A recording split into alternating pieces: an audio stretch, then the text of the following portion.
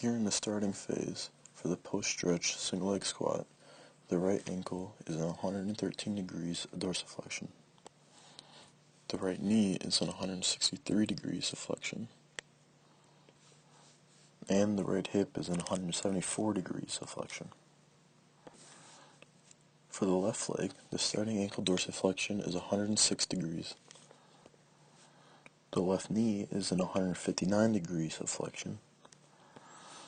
And the hip is also in 159 degrees of flexion. At the ending phase, the right leg is in 91 degrees of dorsiflexion. The knee is in 94 degrees of flexion. And the hip is in 86 degrees of flexion. For the left leg, the ending ankle dorsiflexion is 82 degrees. The ending knee flexion is 87 degrees. And the ending hip flexion for the left leg is 76 degrees. In the right leg pre-stretch versus the right leg post-stretch, the total amount of weight-bearing dorsiflexion was 1 degree worse after performing the soleus stretches. The total amount of weight-bearing knee flexion for the right leg was 4 degrees worse, and the total amount of weight-bearing hip flexion was 14 degrees worse. For the left leg, the total amount of weight-bearing dorsiflexion was 2 degrees better after performing the stretches.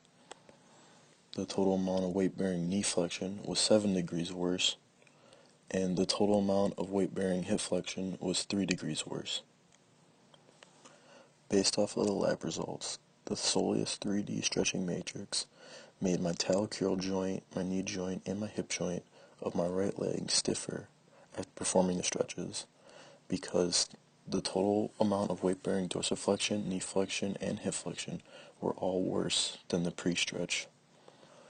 For the left leg, the talocurl joint was looser because the total amount of weight-bearing dorsiflexion was 2 degrees better after performing the stretches. But my knee joint and my hip joint of my left leg were both stiffer as the total amount of weight-bearing knee flexion and hip flexion were both worse than the pre-stretch.